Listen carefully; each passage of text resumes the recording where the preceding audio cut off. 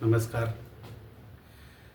नेहमीप्रमाणे आजचा आपल्या क्लायंटचा विषय होता, मी खूप मेहनत करतो पण मला अपयश का येतं. हा जो क्लायंट आहे हा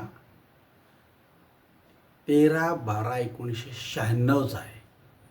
याचा अर्थ असा की 96 आणि 4/2000 आणि हा चालू वर्षीचा 1926, म्हणजे साधारण त्यांचं वय 31 आहे. गेली 5 वर्षे हा प्राणी CAच्या परीक्षेसाठी प्रयत्न करतो, पण प्रयत्नात यश येत नाही आहे. म्हणून त्याला विचारायचं आहे की मी इतके प्रयत्न करून देखील मला यश का नाही. म्हणून तो विचारतोय, मेहनत करूनही अपयश का येतं. त्याची पत्रिका आपल्यासमोर आहे. असं होतं का? हो, खूप लोकांचं होतं. खूप लोकांचं असं होतं. आपल्याला भरपूर लोकांचं असं दिसतं. ह्याला अनेक कारणं आहेत. ह्याला जशी काही मानसिक कारणं आहेत, तशी काही पत्रिकेची कारणं आहेत, तशी काही सामाजिक कारणं आहेत आणि तशीच काही राजकीय कारणं आहेत. आपण ह्या सगळ्यांचे बळी असतो, नेहमी लक्षात ठेवा. मग आपण कोणावरही ब्लेम करू शकत नाही. नशिबावर नाही, राजकारणावर नाही, समाजकारणावर नाही. आणि यामुळं आपल्याला अपयश येतं. ज्यांच्या मनाची खंबीरता आहे, ज्यांचे रोज व्यायाम, प्राणायाम हे सगळं आहे, चांगलं वाचन, सकस, ह्या लोकांना आपल्या अपयशावर मात करायची एक मानसिक शक्ती असते. उदाहरणार्थ, ज्यांनी समर्थ रामदास म्हणजे दासबोध वाचला आहे, त्यांना निश्चितपणे माहिती आहे की माझं मन हे खचणारं नाही आहे काही झालं तरी. परंतु ज्यांनी हे वाचन नाही आहे त्या लोकांना थोड्याशा अपयशानं खचायला होतं आणि माणूस एकदा खचला की तो अजून खचत जातो. जेव्हा लोकमान्य टिळकांना काळ्या पाण्याची शिक्षा झाली आणि 50 वर्षाची शिक्षा असं जाहीर केलं, तेव्हा टिळकांसारखा दमदार माणूस काय म्हणतो, मला 50 वर्ष शिक्षा केली आहे का 100 वर्ष काहीतरी असेल, पण 50 किंवा 100 वर्ष तुमचं राज्य टिकणार आहे काय, असं विचारण्याची हिंमत आज किती मुलांच्यामध्ये आहे. अपयश सगळ्यांना येतं. प्रचंड मोठ्या प्रमाणात ज्या लोकांचं आज कर्तव्य बाजारामध्ये आहे, जे लोक मोठ्या पदावर आहेत, जे लोक मोठमोठ्या यशाला गवसणी घालून आलेले आहेत, त्यांना सुद्धा अपयश येतं. चांगला उत्तम 1 नंबरचा खेळाडू हा बॅड पॅचमध्ये येतो. 92, 93, 94, 95वर सारखा उठवतो. असं होऊ शकतं. उत्तम चांगला बॉलर आहे, उत्तम चांगला बॉलर आहे, त्याला 4-5 चांगल्या मॅचेसमध्ये एकही विकेट मिळत नाही, असं होतं. उत्तम चांगला राजकारणी आहे, सलग 3-4 वेळेला तो हरतो, राजकारणातून बाहेर होतो, असं होऊ शकतं. उत्तम चांगला एखादा प्रशासक एकही पैसा न खाणार आहे, पण त्याचे हालहाल केले जातात, त्याला सारखं बदली केलं जातं, त्याला विनाकारण त्रास दिला जातो, हे असं होऊ शकतं. कारण अपयश हा जो भाग आहे तो नुसता मनाचा नाही, तर तो खंबीरपणे आपण जगण्याचा एक आधार असतो. परंतु आपल्याला असं वाटतं की आपल्यालाच असं होतं. नाही, आपल्यासारखे असे कित्येक तरी आपल्यासमोर असतात. तर आपण त्यासाठी वाचन, त्यासाठी हे धार्मिक कृत्यांचं वाचन, त्यासाठी आपल्याला ह्या सगळ्या गोष्टी माहीत असल्या की मनाला त्या गोष्टी आधार देतात. अरे तू एकटा नाही आहेस. अशा अपयशानं बरबटल्यानंतर त्रास होऊन त्यातून मनानं खंबीरपणे बाहेर पडून त्याच्यावर गवसणी घालणाऱ्यांची संख्या लाखानं आहे. हे एकदा कळलं की मग माणूस त्या अपयशाकडं कोणत्या नजरेनं बघतो. तर अपयश मला खचवणारं असलं तरीसुद्धा आपण एक म्हणतो मराठीमध्ये की अपयश ही यशाची पहिली पायरी आहे. पायरी असे नका, पण प्रत्येक गोष्टीत आपल्याला अपयश हे येणारच. कितीही चांगल्या तांदूळ, गहू, ज्वारी 1, 2, 4 खडे, टोके असणारच, म्हणून आपल्याला नाराज होता कामा नये. तशीच परिस्थिती या मुलाची आहे. आपण ह्या मुलाच्या पत्रिकेचा अभ्यास करू. म्हणजे ह्याला जी अनेक कारणं आहेत त्यामध्ये पत्रिका हे एक कारण असू शकतं. आपण त्यामध्ये काही आपल्याला शोधता येतं का, त्याला काही मदत करता येते का, हे बघूया, जेणेकरून ज्याला की आपल्याला ही चुकी आहे म्हटलं तर ती दुरुस्त करता येईल. ह्या एका दुरुस्तीनं तो पूर्णपणे त्यातून बाहेर पडेल अशातला भाग नाही. परंतु आज आपण त्याला काही मदत करण्याचा प्रयत्न करणार आहोत. त्यामुळं आपण त्याची फक्त पत्रिका बघणार. बघा, 16/12/96 सकाळी 10 वाजता जन्म कोल्हापूरचा. हा शुक्रवारी जन्मलेला मुलगा आहे. ह्याची पत्रिका आपल्याला समोर दिसते आहे. बघा, पत्रिका काय आहे? मकर रास उत्तराषाढा नक्षत्र 2रा चरण आणि मकरच लग्न आहे, परंतु श्रवण नक्षत्र आहे लग्नामध्ये आणि 1ला चरण या स्वरूपाची ही पत्रिका आहे. आता आपण 2 गोष्टी लक्षात घ्यायच्या की मकर रास उत्तराषाढा नक्षत्र जर बघितलं आपण तर ह्याची मुंगूस योनी आहे. म्हणजे हा चेहरा जर बघितला आपण किंवा डोक्यातले विचार तर ते मुंगसाचे आहेत. हा मुंगूस पडक्या जागा, पडक्या इमारती, ज्याला ओसाड प्रदेश अशा जागेत छिद्र करून राहतो. हा चांगल्या जागेत राहत नाही. आणि ह्याचा जर विचार केला आपण तर लग्न कोणतं आहे? श्रवण. ह्याची देवता आहे, देवता म्हणजे योनी आहे वानर. म्हणजे ह्याला उड्या मारायची सवय आहे. म्हणजे हा एका जागी अस्थिर राहत नाही. मग हा अस्थिरता हा खऱ्या अर्थानं ह्यांच्या अपयशाचा भाग असतो. अस्थिरता. एक पुस्तक घेतलं आहे आणि ते पूर्ण छान वाचलं आहे, त्याच्या नोट्स काढल्यात, असं होत नाही. एक पुस्तक घेतलं, 4 पानं वाचले, नको, चांगलं वाटत नाही. दुसरं घेतलं, 5 पानं वाचली, नको. तिसरं घेतलं, काय मला ह्यात इंटरेस्ट नाही. चौथंच घेतलं. म्हणजे हा जर प्रकार बघितला तर यांच्या बाबतीत जास्त मला अनुभवी वाटतो. मी त्यांना विचारलं, कोणतं एक पुस्तक की तुम्ही पूर्ण वापर केला आहे, पूर्ण वाचलं आहे? असं नाही आहे. प्रत्येक वेळी तो म्हणतो की माझं असंच होतं की मन अस्थिर राहतं, शरीर अस्थिर आहे माझं. मन हे सगळ्यांचंच अस्थिर आहे. पण साधं बघा, मी त्याला विचारल्यानंतर तो म्हणला की मी अर्थशास्त्र या विषयाचं पुस्तक हातात घेतलं आणि एक समजा त्यातलं प्रमेय वाचलं तर अर्ध वाचतं तोपर्यंत डोक्यात विचार असतात, ते अमकं राहिलं आहे आणि त्या अकाउंटन्सीच्या अमक्या काहीतरी विषयाचं काहीतरी चुकलं होतं ते डोक्यात आलं, ते सगळं टाकून देतो आणि मी त्याच्या मागं जातो. मग ते काय आहे ते बघतो. मग ते अर्ध झालं की अरे च्या, ते अमकं राहिलं आहे बरं का, माझं ते गणित चुकलं होतं माझं, त्याचं मला आत्ता लक्षात आलं की त्यात एक हातचा कमी घेतला आहे, झालं ते तिकडं काढत बसतो. मग तुम्ही एक हातातलं काम पूर्ण केव्हा करणार? मग तुमचंच काय होतं तर हातातलं एक काम पूर्ण केलं की तो विषय संपतो. हा भाग नसतो यांचा. यांच्या आयुष्यामध्ये अस्थिरता हा म्हणजे उड्या मारणे माकडासारखं हे कायमस्वरूपी असतं. आणि सगळ्यात महत्त्वाचं असं की ह्यांचं शरीर हे ना अस्थिर बसू देत नाही. स्थिर बसणे यासाठी तुम्हाला प्राणायामाची गरज आहे.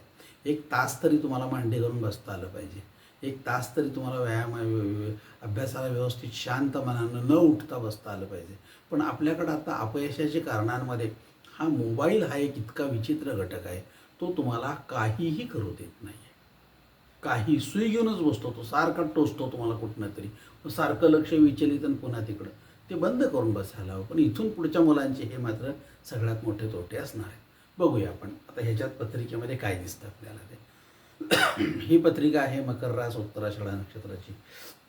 पत्रिकेत जर आपण बघितलं तर लक्षात येईल, हर्षल आणि चंद्र लग्नी आहे, परंतु चंद्र शत्रू घरात आहे. मकर राशीत आलेला चंद्र म्हणजे काय तर साधारणपणे शनीची रास आहे. आणि शनी आणि चंद्र यांच्यामध्ये जर बघितलं तर चंद्र हा शनीचा कोण आहे तर शत्रू आहे. त्यामुळे तो मकर राशीत आला, त्याच्याखाली अंडरलाईन आहे. आता दुसरं असं बघा, धनस्थानाचं त्यात काही दिसत नाही पण आहे. त्यानंतर त्याचा पराक्रम तृतीय स्थान, शनी आणि केतू दिसतो आपल्याला त्यामध्ये.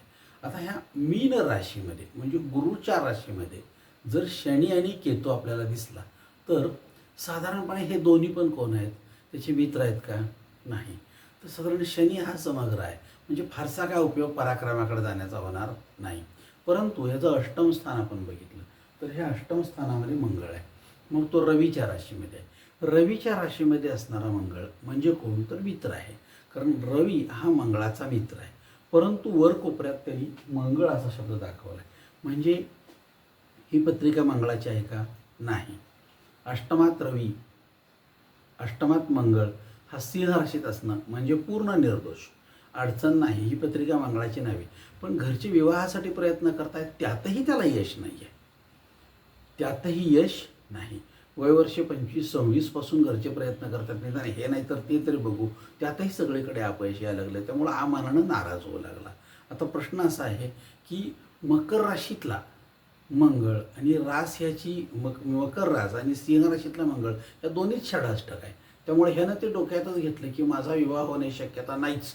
कुणीतरी सांगितलं म्हणे तुला की अष्टमात मंगळ आहे, तुझा अपघात होईल. त्यामुळं तो म्हणला मी वाहन वापरत नाही. म्हणजे मला सांगा की तुम्हाला वाहन, आता वाहन ही आज काळाची गरज आहे, परंतु आपण जर ते वापरलंच नाही तर आपल्याला चालणं किंवा सार्वजनिक वाहतूक व्यवस्थेवरून प्रवास करणं हे सोपं राहिलेलं नाही. मग त्यामुळं आपला वेळ जाणार, त्यामुळं आपलं सगळं चित्त विचलित होणार. पण कुणीतरी सांगतं आणि कुणीतरी ऐकतं. अष्टमातला मंगळ हा साधारणपणे तुम्हाला एखादा अपघात घडवितो असं काहीतरी पुस्तकात वाक्य असतं. मग ज्योतिषी सांगतो त्याला हे अष्टमात, अरे पण तू सिंह राशीमध्ये आहे, तो षडाष्टकामध्ये असला तर काय नाही, परंतु मांगलिक म्हणून ही पत्रिका परत पाठवली जाते. मग त्यामुळं सुद्धा याला अपयश जे आहे ते सारखं माझं लग्नच होणार नाही, माझं लग्न, ह्या सुद्धा विचारानं माणसाला काय होतो तर सर्वात मोठा त्रास होतो. आता त्यात झालंच तर एकानं सांगितलं म्हणे हा अनेक ज्योतिषी फिरतो माणूस, त्यामुळे त्याला वेगवेगळं सांगतात. आता बघा त्याला अनेक ज्योतिषी सांगतात, त्यात एका ज्योतिषानं त्याच्या अंगात एक इंजेक्शन सोडलं. ते म्हणजे कुठलं तर इथं शुक्र आहे, तो लाभस्थानात, त्याच्या खाली अंडरलाईन आहे. मग लाभस्थानातलं शुक्र म्हणजे काय तर साधारणपणे शुक्र म्हणजे विवाहाचा कार्यक्रम म्हणे म्हणे म्हणे आणि मग त्यांनी सांगितलं हा बघा ह्याच्यामध्ये इथं आहे, लग्न जरी झालं ना तरी तुझं ते टिकणार नाही, तुला लाभात नाही आहे. म्हटल्यानंतर डोक्यात विचारच नसेल तो तर अभ्यासात लक्ष लागेल काय? साधी गोष्ट आहे. आता प्रश्न असा येतो की हे असं असताना सुद्धा ह्या प्राण्याचं आपलं चित्र बघायचं कसं आहे. म्हणजे काय तर मकर रास आणि उत्तराषाढा नक्षत्र, हे उत्तराषाढा नक्षत्र हे त्रिपाद आहे. म्हणजे साधारण या नक्षत्राचा पहिला चरण हा धनुराशीत आणि दुसरा तिसरा चौथा चरण हा मकर राशीत येतो. मग आता प्रश्न असा येतो की याचा दुसरा तिसरा चौथा चरण असल्यामुळं हा मकर राशीत आहे. मग ही लग्नपत्रिका जन्मपत्रिका कशी आहे ते बघण्यापूर्वी ह्या नक्षत्राचा अभ्यास करायला हवा. हे नक्षत्र जे आहे ते वैश्य वर्णाचं आहे. म्हणजे कोणत्याही गोष्टीकडे पाहत असताना तुमच्या डोक्यामध्ये फायदा तोटा ही टर्म जास्त महत्त्वाची असते.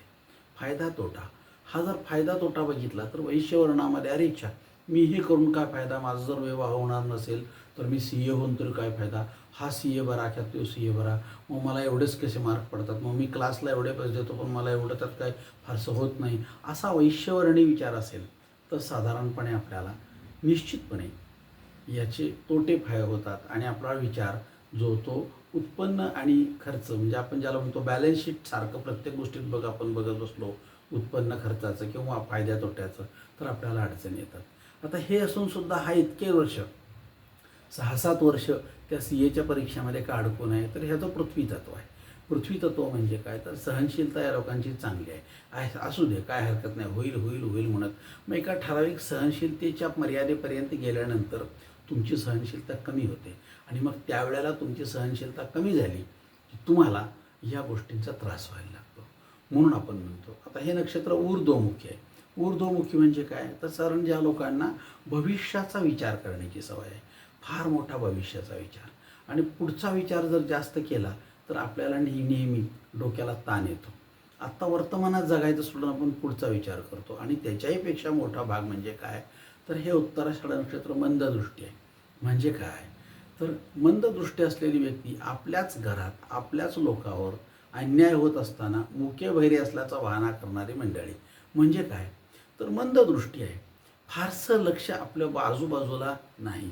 कोणीतरी काहीतरी म्हटलं की त्या गोष्टी जीवाला लागतात, या स्वरूपाची मंडळी असल्यामुळं कुणीतरी सांगितलं अपघात होईल, कुणीतरी सांगितलं लग्नच होणार नाही, की ह्या गोष्टी मनात इतक्या रुततात आणि मग त्या अभ्यासातलं लक्ष निघून जातं. आणि अभ्यासात लक्ष लागलं नाही तर वाचन करतो पण ते आत घुसत नाही, वरून जातं. पूर्ण पुस्तक वाचल्यानंतर त्याला सांगा त्याच्यावर एक 15 मिनटं बोलणार काय नाही, काय आठवत नाही मला असं जर म्हणला तर तुमचं वाचताना लक्ष नव्हतं. इथून पुढची अवस्था हीच आहे की आपल्याला ध्यानधारणा करायची सवय नसेल तर आपलं लक्ष चित्त एका जागी स्थिर ठेवायची आपली प्रवृत्ती कमी होणार आहे. चित्त स्थिर ठेवायचं, वाचल्यानंतर स्मरण करायचं, मी काय वाचलं मला आठवतं का, आठवत नसेल तर पुन्हा पुन्हा पाहायचं आणि ते आठवायचं. म्हणजे बुद्धीला सारखं घासावं लागतं, तलवारीसारखं आहे हे किंवा त्या कुऱ्हाडीसारखं आहे. एका लाकूड तोड्याची जर समजा कुऱ्हाड बोचड होत चालली तर त्याला जास्त त्रास होतो आणि तो म्हणतो काय तुटतच नाही, कुऱ्हाड बाद आहे नव्हे. ठराविक काळ गेला की तुला तुझी कुऱ्हाड जी आहे ती पाजून घ्यावी लागते, म्हणजे तिला धार करावी लागते. बुद्धीची पण अवस्था तीच आहे, पण आपल्याला ते कोणी सांगत नाही. शिक्षणामध्ये या गोष्टी कधी येणार नाहीत. कधीच येणार नाही. कारण शिक्षणामध्ये तुम्हाला घडवायचं नाही आहे, तुम्हाला क्लर्क करायचं आहे. शैक्षणिक पद्धतच अशी आहे की ह्या माणसाला चांगला बुद्धिमत्ता असा घेऊन विचार तयार करायचा नाही आहे, त्याला क्लर्क करायचा. वाच, शिक्षण व्यवस्था, परीक्षेत लिही आणि मोकळा हो, पुन्हा तुला आठवलं नाही तर चालतंय, या पद्धतीचं आहे. आता हे सगळं झालं तरीसुद्धा ह्याची रास जी आहे ती मकर रास. आपण बघितलं उत्तराषाढा नक्षत्र, पण ह्याचं लग्न जे आहे ते श्रवण नक्षत्रातलं आहे. म्हणजे हे दोन नक्षत्र वेगवेगळे असतात. काही श्रवण नक्षत्र पण काय त्याच राशीमध्ये असल्यामुळं ऑब्वियसली साधी गोष्ट आहे, हे पण वैश्यवर्णाचं आहे. कारण मकर रास हीच वैश्यवर्णामध्ये येते. प्रत्येक गोष्टीत व्यापार. अगदी लग्नाला गेलो तरीसुद्धा पाकिट कितीच द्यायचं, त्यानं आपल्या कार्यक्रमाला किती दिलं होतं हे आठवायचं, मग तेवढेच पैसे त्यात घालायचे.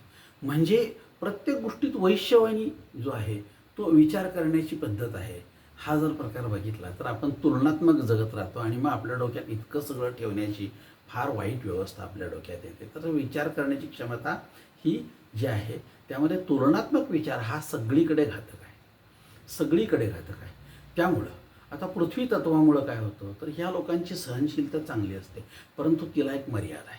कोणत्याही गोष्टीच्या सहनशीलतेचं एक टोक आहे ठरलेलं. ते टोक ठरलेलं संपलं की मग माणूस काय होतो, ज्याला आपण म्हणतो बावचाळल्यासारखा, त्याला काही सुचत नाही आहे, त्याला फक्त समोर सुचतं ते म्हणजे काय, आपल्याला अपयश काय येतं. त्यामुळं कदाचित पृथ्वी तत्व जे आहे त्या लोकांना हे अपयश जे आहे ते खूप उशिरा लक्षात येतं. तोपर्यंत ते बऱ्याचशा सहनशीलतेमध्ये त्यामध्ये राहतात. त्यामुळं अशी गोष्ट मी असा एक पाहिला की CA करणारा एक माणूस 15 वर्ष CA करतोय, 15 वर्ष, आणि 15 वर्ष त्याला ते जमलं नाही, त्यानंतर त्याने ते सोडून दिलं. पण इतकी प्रचंड सहनशीलता असणारी माणसं आहेत आपल्याकडे, आहेत. राजकारणामध्ये 25-25 वर्ष राहूनसुद्धा कुठलंही एक पद मिळालं नाही तरी न रागावता प्रामाणिकपणे काम करणाऱ्या माणसांचा फार मोठा वर्ग आपल्याकडे आहे, फार मोठा वर्ग आहे. त्यामुळं आता हे जे नक्षत्र आहे ते ऊर्ध्वमुखी आहे आणि तेही तसंच होतं. म्हणजे फार मोठा भविष्याचा विचार, 50 वर्षानंतर काय, 40 वर्षानंतर काय, 30 वर्षानंतर काय, हा विचार सतत डोक्यात येतो आणि वर्तमान घालून बसतो. फक्त एकच वैशिष्ट्य हे का टिकला असावा तर ह्या नक्षत्राची जी दृष्टी आहे ती सुलोचनी आहे. सुलोचनी म्हणजे काय तर साधारणपणे का चांगलं काय आहे तेवढं वेचून घ्यायचं आणि तेवढ्यावर जगायचं, या प्रकारची दृष्टी आहे. एक दृष्टी सुलोचनी, एक दृष्टी काय आहे मंद आहे. त्यामुळं होतं कसं, ह्यांना जरी सुलोचनी विचार केला तरी दुसरा आतला मंद विचार ओढत असतो. म्हणजे गाडीचं एक नवीन टायर आहे आणि दुसऱ्या टायरमध्ये हवा कमी आहे, गाडी फास्ट पळणार नाही. या स्वरूपाची आपली आज विचारसरणी आहे. आता ह्या विचारसरणीचा विचार करत असताना सुद्धा आपल्या लक्षात येईल की आपण काय बघत आहोत, आपली पत्रिका काय आणि आपल्याला काय बघायचं आहे. नेहमी हे लक्षात ठेवायचं की आलेल्या पत्रिकेमध्ये मला काय बघायचं आहे, मला काय शोधायला पाहिजे आणि कोणत्या घरात जायला पाहिजे. बघूया, प्रयत्न करूया. आता ह्याचा प्रश्न आहे, मेहनत करूनही अपयश का येतं. आता हे सगळंच विचार करत असताना, सांगत असताना आपण याला विचार करणार की काय काय.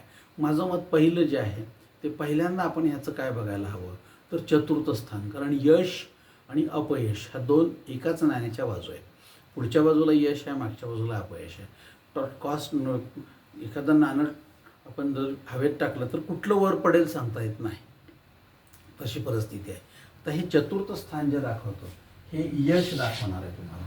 आता हे यश दाखवणार आहे, ते यश काय दाखवतं बघूया. आता ह्या पत्रिकेचा चतुर्थ स्थानाचा विचार करत असताना चतुर्थ स्थानात मेष रास आहे. आता ह्या मेष राशीचा स्वामी कोण तर तो मंगळ, ज्याला आपण म्हणतो की चतुर्थेश. चतुर्थेश हा कोण आहे तर हा बघा, तुम्हाला असं लक्षात येईल की हा इथं आलेला आहे. म्हणजे काय तर तो सिंह राशीत मंगळ आहे, पण तो अष्टमात आहे. अष्टमातला तर मंगळ म्हणजे कोण तर आपल्याला साधारणपणे ऐश्वर्य देणारा.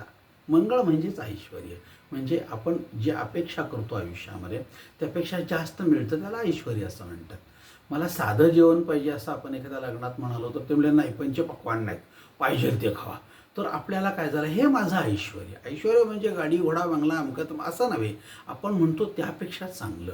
म्हणजे एखाद्याकडून काय साधं पॅन्ट शर्ट मिळण्याची शक्यता आहे आहेर म्हणून, असे नका असं म्हणलो तर ते म्हणले नाही, 800 रुपये 1200 रुपयाला रेमंडचं शर्ट पीस आणि पॅन्ट पीस दिले तुम्हाला आणि शिवायला अजून 2000 रुपये दिलेत. अरे काय ऐश्वर्य आहे. म्हणजे यासाठी सुद्धा नशीब पाहिजे, याला आपण ऐश्वर्य असं म्हणतो. हा मंगळ हा अष्टमात आहे. अष्टमातला मंगळ तुम्हाला ह्या गोष्टी मिळण्यासाठी अडचणी आणतो. त्यामुळं ह्याला पहिल्यांदा बघितलं तर यशाला पहिली अडचण कुठली आहे, तर तो अष्टमातला मंगळ. आता काय काय बघायचं आपल्याला बघा. आपण काय बघतो पत्रिकेमध्ये, याच्यावरून पत्रिकेचा दर्जा ठरणार आहे. एक दुसरं असं की ह्याचे अष्टम स्थान आपण बघितलं. खरोखरच याच्या अष्टम स्थानामध्ये आयुष्यामध्ये, भावी आयुष्यामध्ये काही संकट, अपघात, मृत्यू संभवतात का, हे आपण बघत आहोत. पण आता इथं जर बघितलं तर अष्टम स्थानामध्ये सिंह रास आहे. सिंह राशीचा स्वामी रवी. हा रवी म्हणजे अष्टमेश. अष्टमेश कुठं आहे? हा लाभात आहे. अष्टमेश लाभात आहे. रवी म्हणजे काय, तर तुम्हाला मिळणारं आरोग्य.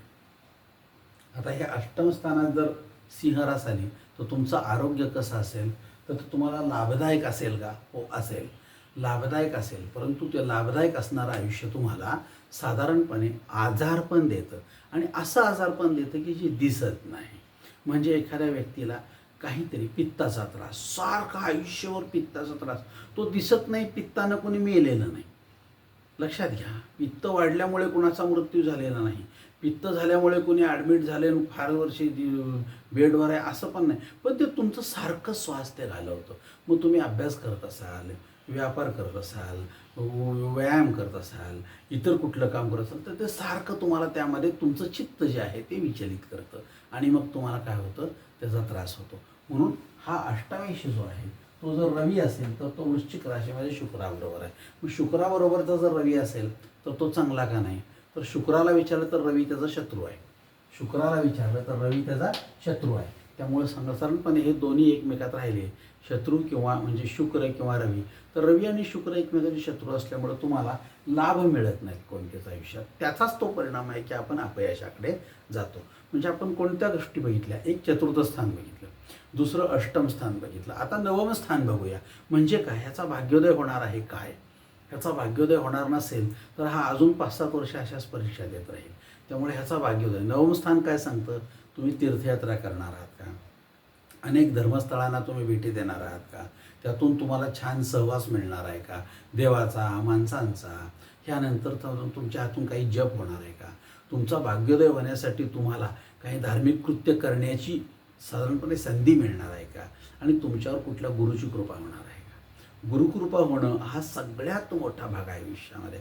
मग ते गुरु म्हणून वडील असतील, आई असेल, मित्र असेल, गुरु असतील, पाहुणे असतील, ते कोणीतरी गुरुकृपा करतं.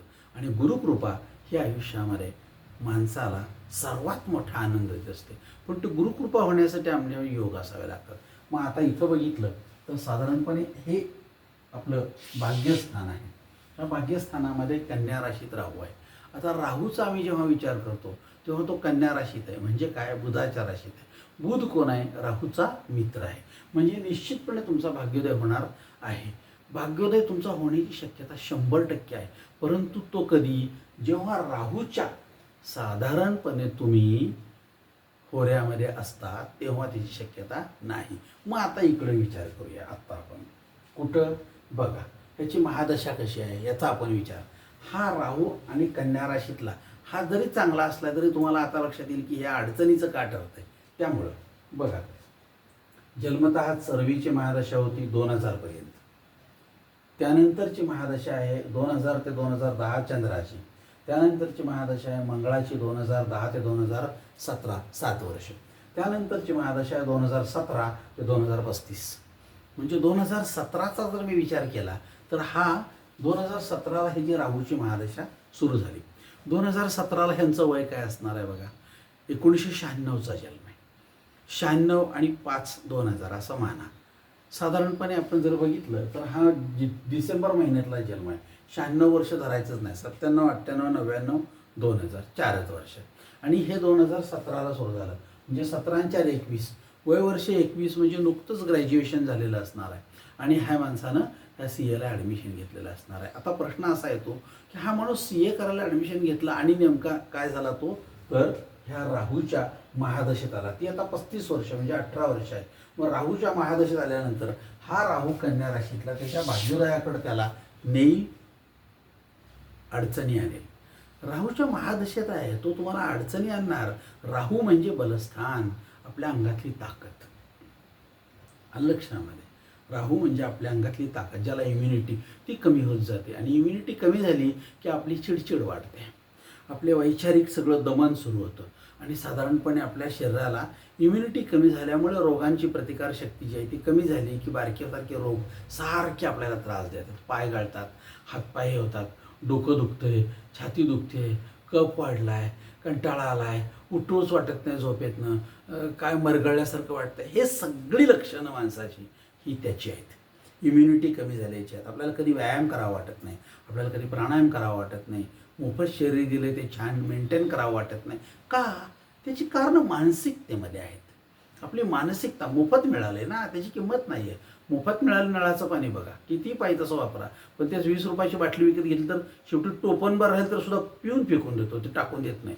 मोफत विकत घेतलं ना, त्यामुळं मोफत मिळालेल्या आयुष्याची किंमत नसणं हा राहूचा प्रकार. आणि मग इथं लक्षात येतं की याची उपमहादशा जर बघितली आपण कुठली आहे तर 2020 पर्यंत राहूची महादशा होती, ती संपली. तेवढ्या कालावधीमध्ये 17 ते 20 एवढ्या 3 वर्षामध्ये ह्याला पहिल्यांदा ते घेतल्यानंतर अपयशाला सामोरा जावा लागला. म्हणजे पहिले 2-3 वर्ष जे आहेत त्याला अपयशच मिळत राहिलं. त्यानंतर जर बघितलं तर उपमहादशेमध्ये गुरुची महादशा, त्यावेळेला मग गुरु चांगला मिळत नाही, कारण आमच्या पत्रिकेमध्ये गुरु धनस्थानात आहे, स्वतःच्या राशीमध्ये आहे, पण तो बुधाबरोबर आहे. म्हणजे बौद्धिकदृष्ट्या तुम्हाला चुकीचं काय केलं जातं, काहीतरी माहिती सांगितली जाते, हे नको ते कर, ते नको हे कर. साधं एक गोष्ट आहे, एखाद्या चांगल्या शिक्षकाला मी विचारलं की मला अमक्या अमक्या विषयाला चांगलं पुस्तक कुठलं, त्यानं मला एक पुस्तकाचं नाव दिलं. मी त्या पुस्तकामध्ये गुंतून सगळं पुस्तक तयार केलं आणि मग लक्षात आलं की माझ्या आरीच्या पेपर सेटर हे पुस्तक वापरत नाही, त्यामुळे मी पूर्ण पुस्तक जरी अभ्यासलं आणि सगळं तयार केलं तर त्यातला एकही प्रश्न मला परीक्षेत दिसत नाही, कारण पेपर सेटर ते पुस्तक वापरत नाही. माझ्या गुरुला ते माहीत नसल्यामुळे मला चुकीची माहिती मिळाली. गुरु म्हणला की आरीच्या पेपर सेटर हे पुस्तक वापरतात, हे पुस्तक चालतं, तू ते वापरतं, त्यातले 100% प्रश्न परीक्षेमध्ये येणार, इतका साधा भाग त्याच्यामध्ये येतो. आता आपण बघितलं तर पुढे शनीची महादशा आता 25 वर्ष, 1920-25 पर्यंत. हा पत्रिकेतला शनी जर बघितला तर तो पराक्रमात आहे. हा पत्रिकेतला शनी पराक्रमात आहे. आता मीन राशीतला शनी बघितला आपण तर मीन राशीतला शनी म्हणजे कोण, तर साधारणपणे आपल्या असं लक्षात येईल की ह्या मीन राशीचा स्वामी गुरु, आणि गुरुचं आणि शनीचं जर आपण बघितलं तर नातं, तर गुरुचा शनी कोण आहे तर समग्र आहे. म्हणजे काहीही तू आहेस काय नाहीस काय, म्हणजे तू माझा आवडता मित्रही नाहीस, आवडता विद्यार्थीही नाहीस आणि नावडता पण नाहीस, आहे तसा आहे काय, गेला काय, म्हणजे फारसा विचार तुमच्याबद्दल होण्याची शक्यता नाही. त्यामुळे इथं राहू आणि शनी हा जर बघितला तर ह्याच्यावरती पूर्ण तर राहूची दृष्टी आहे, पूर्ण राहूची दृष्टी आहे गुरुवर. त्यामुळं राहू हा सुद्धा कोण आहे तर समग्र आहे. परिणामी झालं की आम्ही पराक्रमाकडे जाऊ शकलो नाही. आणि शेवटी आपण बघतो इथं आता की बुध हा जो आहे त्याची 4/2028 पर्यंत, म्हणजे अजून 2 वर्ष ही बुधाची महादशा आहे. तोपर्यंत माझी बुद्धी ही मला साथ देणार नाही. म्हणजेच काय, वाचलंय पण लक्षात राहत नाही, आयत्या वेळी मला आठवत नाही, वाचताना मला साधारणपणे वाचलं एखादी गोष्ट तर स्मरणात राहत नाही, स्मरणात ठेवायचे सगळे प्रयत्न केले तरीसुद्धा अचानकच ती विसरते आणि मला हाताला थरथर कापायला होते. परीक्षा आली की मला भीतीनं पोटात गोळा येतो आणि त्यावेळेला पायाला पाणी सुटतं, हाताला पाणी सुटतं आणि असं गांगरल्यासारखं होतं. हा बौद्धिकदृष्ट्या भ्रम आहे का? हो, असू शकेल, परंतु बौद्धिकदृष्ट्या माणसाला हे त्रास का होतात हे विज्ञानाला पुढच्या 100 वर्षात कळणार नाही, पण हे होतात. तर त्याची कारणं काय, तर तुम्ही बुधाच्या महादशेमध्ये आहात आणि बुधाच्या महादशेमध्ये असणं हे सगळं सायकॉलॉजिकल आपल्यावर एक प्रकारचा दबाव असतो आणि त्या दबावाचा परिणाम असा होतो. म्हणून आपण यात बघणार आहोत काय काय. पहिल्यांदा बघितलं आपण चतुर्थ स्थान, चतुर्थ स्थानची अवस्था काय. त्यानंतर बघितलं अष्टम स्थान, अष्टम स्थानची अवस्था काय. चतुर्थ स्थानातला स्वामी अष्टम स्थानात असल्यामुळे अपघाताची शक्यता वाटते, त्या भीतीमुळं माणूस अगोदर अडचणीत येतो. अष्टम स्थानात बघितलं तर मंगळ हा ऐश्वर्य देणारा नाही, अपघातासारखा असला तरी ऐश्वर्य कमी देतो. आणि मग अष्टम स्थान आमचं जे आहे त्याचा स्वामी कुठं आहे तर तो लाभात आहे आणि तो शुक्राबरोबर असला की लाभ कमी होणार. आपण त्यानंतर बघितलं नवम स्थान, नवम स्थानात असणारा राहू हा भाग्योदयाला कारक आहे, हा भाग्योदय करणार आहे. असं जर वाटत असेल तर नेमका तो काय आहे, आमच्या आयुष्यामध्ये महादशेत आलेला आहे आणि त्या महादशेच्या काळामध्ये त्याची फळं ही चांगली मिळणार नाहीत, मिळतच नाहीत मुळात पहिली महादशेच्या काळामध्ये. आपण हे बघितलं. आता हे आपण बघितलं चतुर्थ स्थान, अष्टम स्थान, हे नवम स्थान आणि हे बघितलेलं आहे ते लाभस्थान. आता प्रश्न येतो की हे सगळं असताना सुद्धा माणूस ह्या सगळ्याचा माणसाच्या मनावर परिणाम होतो आणि मन काय होतं मग आपण बघणार प्रथम स्थान माझं काय आहे. त्यामुळे प्रथम स्थानाचा विचार हा शेवटी ठरवायचा, कारण ह्या सगळ्याचा परिणाम माणसावर होत असतो आणि माणसाच्या प्रथम स्थानावर परिणाम झाला की आपलं काय होतं बघा. इथं आता चंद्र इथं आहे त्यामुळं हा स्लो चालतो, शत्रू घरात आहे आणि हर्षल इथे आहे. हर्षल काय करतो नेहमी तर आपल्याला विचित्र अशी स्थळं देतो. म्हणजे काय, अचानक माणसाला उठावं आणि काहीतरी वेगळंच करावं, सगळं सोडून द्यावं, ते पुस्तकं रद्दीला घालावी, अभ्यासच नको मला, ते काय शाळा शिक्षण नको मला असं वाटायला लागतं आणि अचानक माणूस त्यातनं बाहेर पडतो आणि तिसरंच काम करायला लागतो. मग काय झालं रे, काय ते शिक्षण अर्थ नाही, काय त्यात काय होत नाही ना, काय नाही असं म्हणून आपण वैतागल्यासारखं करून त्या सगळ्यांना उचलून फेकायला लागतो, बाहेर टाकायला लागतो. शिक्षण नको म्हणतो, शाळा नको म्हणतो, काय CA करून काय करायचं, मला नको झालं चला असं विचार डोक्यात येतात आणि मग माणूस काय करतो तर वेड्यासारखा वागायला लागतो. परिणामी अपयश जे आहे ते अपयश तुम्हाला चांगली बुद्धी द्यायला हवी, त्या अपयशातून आपण तरुण जायला हवं, यासाठी चांगला गुरु मिळायला पाहिजे.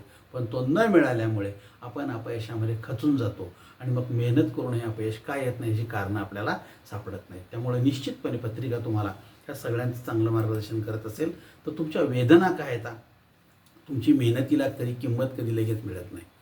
लक्षात ठेवा, स्पर्धा गुणांची नाही, त्यात दाम महत्त्वाचं आहे. आजकाल तुम्ही स्पर्धेत उतरला असाल तरी तुमचं दाम महत्त्वाचं. म्हणजे काय, उत्तम चांगल्या मार्कानं पास झाला तरी पैसे दिल्याशिवाय नोकऱ्या नाहीत. ज्ञान असूनही त्याला महत्त्व नाही, कारण ज्ञानाची आज परंपराच नाही आहे, वशिल्यावर सगळं चाललेलं आहे. त्यामुळं राबूनही पैसे का देत नाहीत. बऱ्याच जागी खूप चांगली हुशार माणसं नोकऱ्या करतात, त्यांना पैसे मिळत नाहीत, 6-6 महिने पगार दिले जात नाहीत आणि त्यांना राबवून घेतलं तर मग माणूस निराश होईल. न्याय नावाचा काही प्रकारच अस्तित्वात आहे का नाही याबद्दल आज तरी शंका आहे. त्यानंतर वशिला, पैसा आणि नातेसंबंध हेच आज सगळ्या बाबतीत महत्त्वाचे ठरलेले आहेत. म्हणजे काडीची बुद्धी नसे नका, पण आमदारांचा मुलगाच पुन्हा आमदार होतो, एखाद्या उद्योगपतीचाच मुलगा तिथं CEO होतो, चांगला हुशार चांगला MBA झालेला माणूस तिथं होऊ शकत नाही. शिक्षणाचा उपयोग तरी काय आहे अशी साधारणपणे मनात विचार यायला लागतात. त्यामुळं आपण अपयशी होतो आणि आमच्या वेदना कोण समजून घेत नाही, हा सगळ्यात मोठा आजचा भाग असल्यामुळं आपण ह्या सगळ्या गोष्टींचा विचार करतो की ज्यामुळं आपल्याला ह्या सगळ्या गोष्टींना सामोरं जावं लागतं आणि मग आपली मानसिकता खचते. त्यामुळं कष्टाला पर्याय नाही. कितीही शिकला, कितीही वेदना असल्या तरी माणूस म्हणून स्वतःला समजून घ्यायला शिका. यासाठी थोडीशी भक्तीची कास धरा, थोडंसं वाचन करा, मग ती कदाचित पावर तुम्हाला चांगलं जगण्यासाठी उत्तम छान आयुष्य देईल. खचून न जाता हात जोडा. हा परमेश्वर नावाचा पंचमहाजीभूत आहेत ती निश्चितपणे आपल्याबरोबर आहेत, ते आपल्याला एक दिवस यातून तरुण येणार, याच्यावर विश्वास ठेवा.